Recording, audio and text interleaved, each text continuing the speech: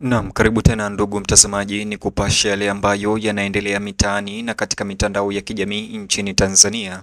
Hali imekuwa mbaya Tanzania sasa hivi jioni hii, kulingana na mashuhuda na video na picha.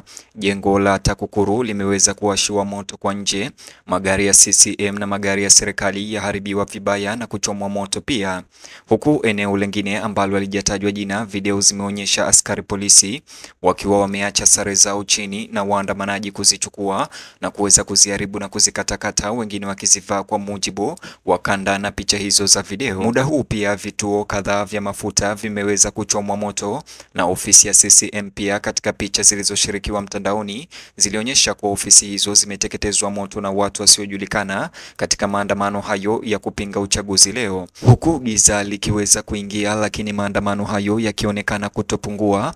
Jeshi la polisi pamoja na serikali ya Samia Suluhu Hassan imelazimika kuzungumza sasa hivi jioni hii na kuweza kutuma amri ya haraka na kutoa masharti makali kwa wananchi wote wa Tanzania. Je, ni masharti gani ama ni amri gani ambayo serikali ya Samia imetoa sasa hivi? Bonyeza alama ya like kisha bonyeza neno subscribe na alama ya kengele chini ya video hii kabla ni kutaarifu ripoti hizi kwa kina na kwa undani zaidi. Serikali ya CCM ya Samia Suluhu Hassan ikishirikiana na jeshi la polisi la Tanzania usiku huu imeweza kutoa amri ya mara moja ya kupigwa marufuku kuonekana Mtanzania yoyote nje kuanzia saa 12 jioni hii hadi pale itakapoweza kuwadia siku ya kesho asubuhi. Yani kwa ufupi, serikali imeweza kuweka kafyu na hakuna mtu yoyote ambaye anatakikaniwa kuonekana nje kuanzia sasa hivi, la sivyo atakayepatikana atachukuliwa sheria kali. Tanzania imeingia katika machafuko jioni ya leo, huku maandamano ya leo yakishika kasi katika miji mikubwa, huku watu walioshuhudia na video zinazoonyesha majengo kadhaa ya serikali na ofisi za chama zikiteketezwa kwa moto na uharibifu mkubwa ukishuhudiwa. Miongoni mwa matukio ya kushangaza zaidi ya maandamano ya leo ni taarifa kwamba jengo la taasisi ya kuzuia na kupambana na rushwa TAKUKURU limeweza kuteketezwa kiasi kutoka nje, na hivyo kuzua hofu kwamba huenda machafuko hayo yakazuka bila kudhibitiwa. Na matukio haya ya uharibifu wa mali za umma na mali za kibinafsi imesababisha serikali ya Samia Suluhu sasa hivi kuweza kuanzisha kafyu au kupiga marufuku mtu yoyote kuonekana nje kuanzia saa 12 jioni hii.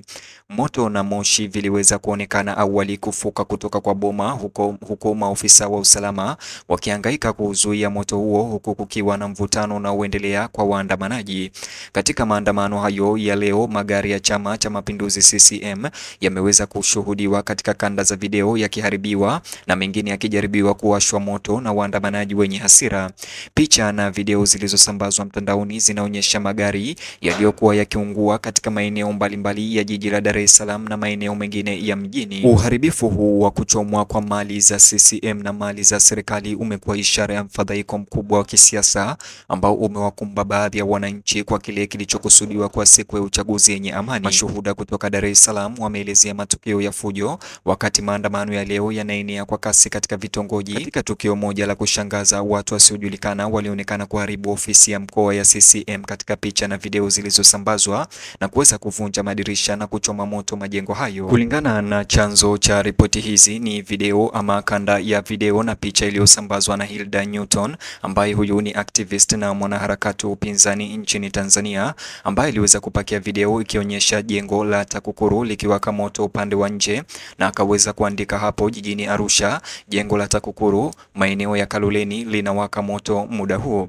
Alichapisha nyingine ikionyesha gari la CCM likijaribiwa kutiwa moto na kuandika hivi: gari ya CCM inapigwa moto muda huu, jenzi hawacheki na wowote. Polisi hata hivyo walijaribu kutawanya umma na kuleta amani na utulivu, lakini waandamanaji walijikusanya tena na kuwashinda nguvu, wakiimba kauli mbiu za kuipinga serikali na kutaka kuwepo kwa uwazi katika mchakato wa uchaguzi.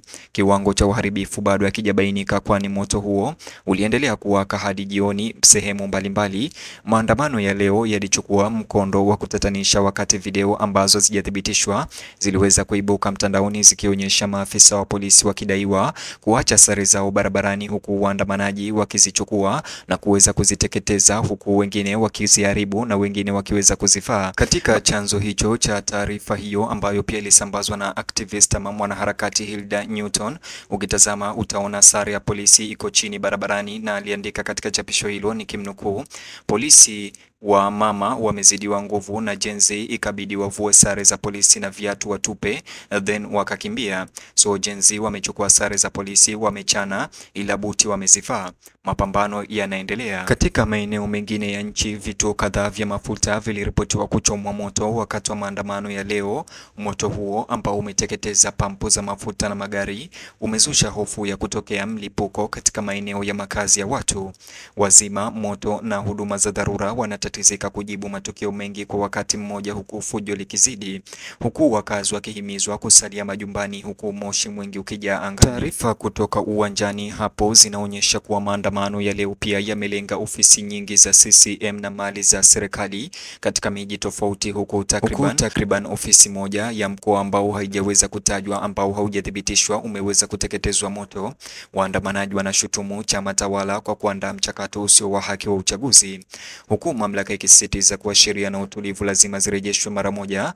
Kuongezeka kwa hasira na uharibifu kumefanya siku hii kuwa moja ya giza kuu katika historia ya Tanzania. Kufikia alasiri, kitovu cha maandamano ya leo kilikuwa kimehamia eneo la Mama Joni, ambapo waandamanaji walifunga barabara kuu kwa matairi ya moto na mawe. Trafiki iliweza kusimama huku wakazi wakikimbilia eneo hilo kwa usalama. Mashahidi wanaelezea matokeo ya moshi mkubwa na machafuko na moto kuwashwa, huku vijana wakiimba kauli mbiu za kutaka mabadiliko ya kisiasa na uwajibikaji kutoka kwa serikali. Wakati maandamano ya leo yakizidi, serikali ya Rais Samia Suluhu Hassan hatimaye imevunja ukimya wake sasa hivi. Katika taarifa ya dharura iliyotolewa jioni hii, taarifa hiyo ilitangaza kuwekwa mara moja kwa amri ya kutotoka nje nchini kote, yani curfew, kuanzia saa 12 jioni hii, inayokataza mtu yoyote kwa nje. Amri ya kutotoka nje inayoelezwa kuwa ya lazima inalenga kurejesha utulivu katikati ya machafuko yanayoongezeka kwa kasi ambayo yamelemaza vituo kadhaa vya mijini na mali za serikali. Uamuzi wa serikali wa kuweka amri ya kutotoka nje, yani curfew, unakuja baada ya masaa kadhaa ya makabiliano makali kati ya waandamanaji na polisi, huku hasara kubwa ikishuhudiwa. Vikosi vya ulinzi na usalama vimesambazwa kwa wingi katika maeneo yenye joto kali na fujo, ikiwemo Dar es Salaam, Mwanza na Dodoma, ili kuzuia uchomaji na uporaji zaidi. Wakazi wameshauriwa kuwa watulivu na kushirikiana na mamlaka, huku amri ya kutotoka nje ikianza kutekelezwa. Mitandao ya kijamii imefurika video na picha za maandamano ya leo zikionyesha mapigano kati ya vikosi vya usalama na waandamanaji.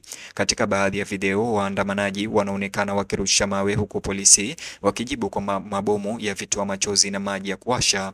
Kukatizwa kwa mawasiliano pia kumeripotiwa katika baadhi ya mikoa, na hivyo kusababisha uvumi kuwa vizuizi vya interneti huenda vinaendelea ili kudhibiti kuenea kwa habari hizi. Maandamano ya leo yamelinganishwa hayo yaliyoshuhudiwa katika nchi jirani ya Kenya mwaka jana, huku Watanzania wengi wakibainisha kufanana kwa mbinu na nguvu. Wachambuzi wanasema kwamba machafuko ya sasa yanaakisi miaka mingi ya kuchanganyikiwa kwa utawala, matatizo ya kiuchumi na madai ya kutengwa kisiasa. Kilichoanza kama siku ya uchaguzi ya kawaida kimegeuka kwa siku ya ghadhabu, hasira, uharibifu na mali za umma.